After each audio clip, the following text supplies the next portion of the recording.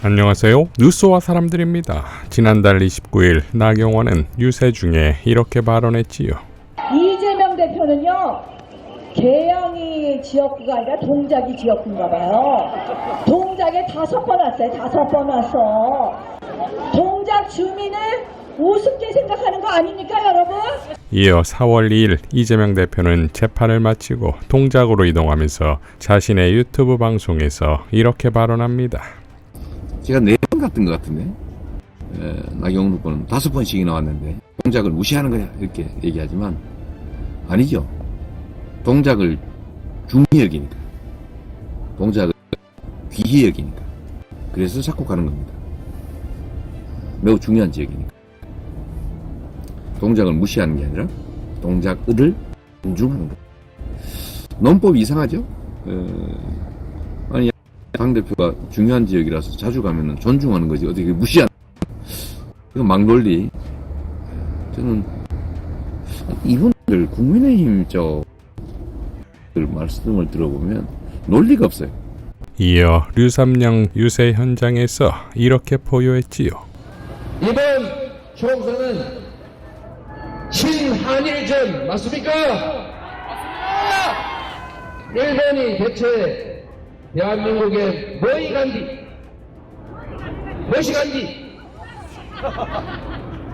핵오염수 바다에다가 갖다 버려도 대한민국 정부는 도와주고 있고, 독도가 일본 땅이라고 빡빡 우겨도 그래 맞아, 독도는 분쟁지역이야 당신들 얘기대로 라고 대한민국 정부가 동정을 하지 않습니까?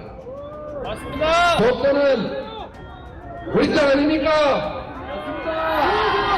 독도가 반쯤은 일본 땅이다, 분쟁지역이다, 이런 주장에 동조한 것은 자주 독립국가 대한민국의 구성원이라고 할 수가 없지 않습니까? 위안부 문제나 강제동원 문제에서 이 정부는 이 나라의 자주성과 독립국가임을 부정했습니다. 반드시 심판해서 이 나라가 자주 독립국가임을 온 세계 우리 다음 세대들에게 확실하게 알려줘야 되지 않겠습니까? 그 길이 바로 유삼영을 당선시키는 것입니다. 나경원 후보를 100으로 보내드리는 것입니다, 여러분. 저는 나경원 후보에게 개인적 감정 전혀 없습니다. 훌륭한 자질을 가진 좋은 분이라고 생각합니다. 그러나 여러분, 국회의원은 국민의 대리인입니다. 국민을 대신해서 대한민국의 주권을 행사하는 사람입니다. 국가 정초성이 뚜렷해야 되고 국가관이 뚜렷해야 되지 않습니까? 일본에 당당할 수 있어야 된다, 저는 그렇게 생각합니다. 신한일전에서 확실하게 대한민국이 자주 독립국가임을 보여준 후보 유삼영 후보 당선시켜 주시겠습니까? 같은 날 류삼영과 나경원의 토론이 있었지요. 초선의 류삼영은 사선의 나경원의 질문에 놀라울 정도로 역공을 칩니다. 유삼영 후보는 보니까 부산 사시면서 용산 한남동에 아파트를 구입해서 8억에 사셨는데 지금 한 시가 23억 정도 하던데요. 종부세 분명히 내셨을 것 같은데요. 동작구는 사실 종부세가 문재인 정부 동안에 724배 종부세 내는 가구 수가 증가했습니다. 이 종부세 다시 올리실 겁니까? 종부세를 올리는 것은 적절하지 않다고 먼저 말씀드리고,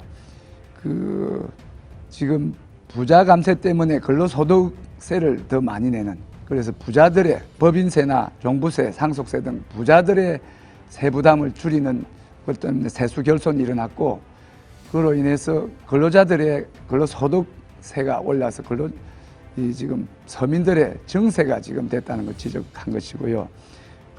제 부동산에 대해서 말씀드리니까 나 후보의 부동산에 대해서도 제가 한번 말씀을 드리겠습니다.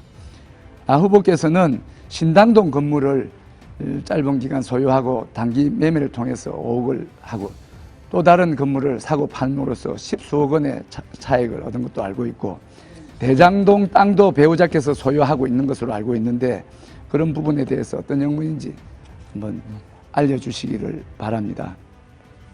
부산 울산에 사시던 분이 갑자기 동작구에 뜬금없이 나타나셔서 동작을 위하겠다고 하시는데 진정성이 있는지 참 의문이 됩니다.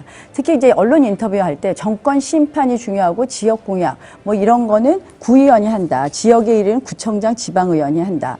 국회의원은 다른 일을 한다고 하시는 분이 과연 동작구 일에 대해서 얼마나 말씀드릴까요? 네. 지역 연고를 말씀하시니까 우리 나경원 후보께서는 중구에서 국회의원 하시다가 낙선하시고 동작을 해서 국회의원 하시다 낙선하시고 또 동작을의 지역위원장임에도 불구하고 용산으로 이사 가셨다가 다시 선거를 앞두고 다시 동작도로 이사 온 걸로 알고 있습니다.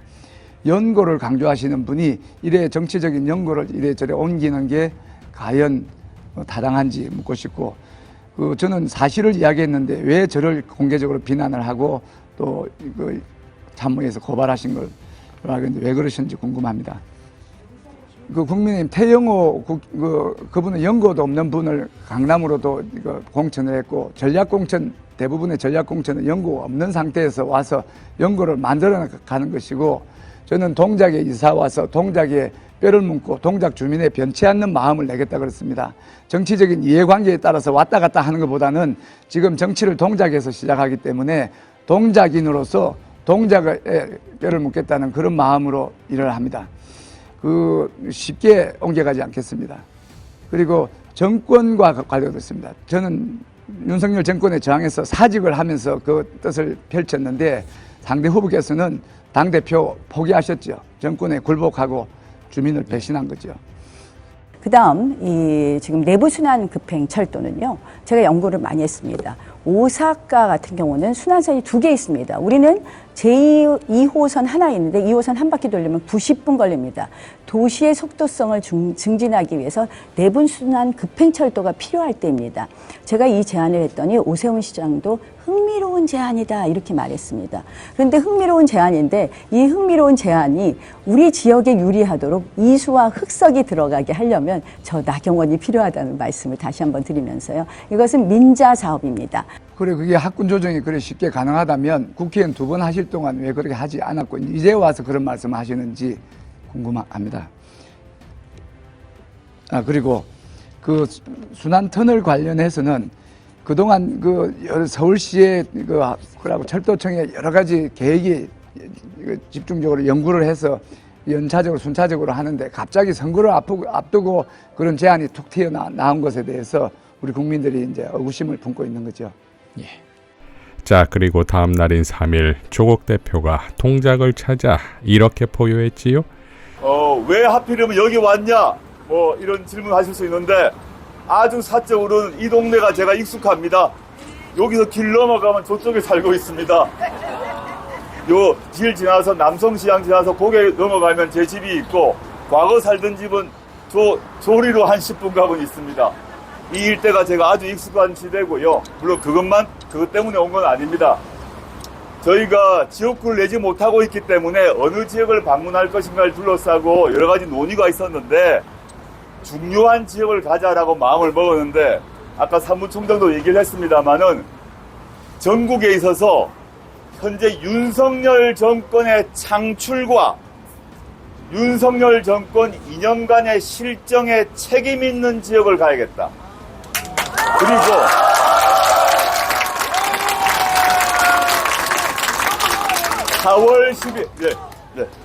4월 10일 이후에 TV에서, 신문에서, 언론에서 얼굴을 보고 싶지 않은 사람이 있는 곳에 가야겠다. 다음에는 반드시 떨어져야 됩니다. 이런 판단을 하고 여기를 택했습니다. 많은 분들이 모르실 수 있는데 여기에 나온 어떤 후보는 여러분들 기억날지 모르겠습니다만은 국회 선진화법 위반으로 빠루 아시죠? 빠루 기억나십니까? 빠루를 들었고 기소가 되었는데 4년째 1심 재판이 안 나오고 있습니다. 그 재판이 나서 국회 선진화법 위반이 되게 되면 불출마를 못하게 돼 있어요, 선거를. 근데 무슨 이유인지 당시 윤석열 검찰이 왜 그런지 모르겠으나 이 빠루 등분행과 관련해서 4년, 1년도 아닙니다. 4년간 재판 결과가 안 나옵니다. 네, 맞습니다. 이것에 대해서는 어느 보수 언론도 재판 지연이라고 비판하지 않습니다. 지금 빠루 든 모습만 기억나지 재판 결과를 모르시잖아요. 4년간 유죄 판결이 안 나고 있어요. 이걸 한번 기억해 보시고 돌아가시면 빠루를 한번 쳐보십시오. 네. 자, 그러니까 총사령관 이재명의 르3년과 조국의 쌍하객진이 아니겠습니까? 이러니 나경원이 이런 글을 쓰고도 남겠지요. 민주당과 조국혁신당의 나경원 죽이기가 점점 거세지고 있습니다. 저는 외롭지 않습니다. 아무리 짓밟고 흔들어도 저는 쓰러지지 않습니다. 국민과 정치를 위해 반드시 이 폭풍을 이겨낼 것입니다. 자, 지난 2월 김현정의 뉴스쇼에 출연했던 나경원은 당시 조국신당에 대해 저희 총선에 오히려 또 플러스 효과가 있지 않을까 이런 생각도 해본다 라고 발언했는데 2달이 되어 나경원 죽이기라 하니 사선의 정치 경력도 한동훈이 조국이 3%를 어떻게 넘기냐는 수준과 별반 다를 게 없어 보입니다. 4월 10일 이 거대한 폭풍이 나경원은 물론 국힘을 집어삼킬 것입니다. 이상 뉴스와 사람들이었습니다. 시청해 주셔서 감사드립니다.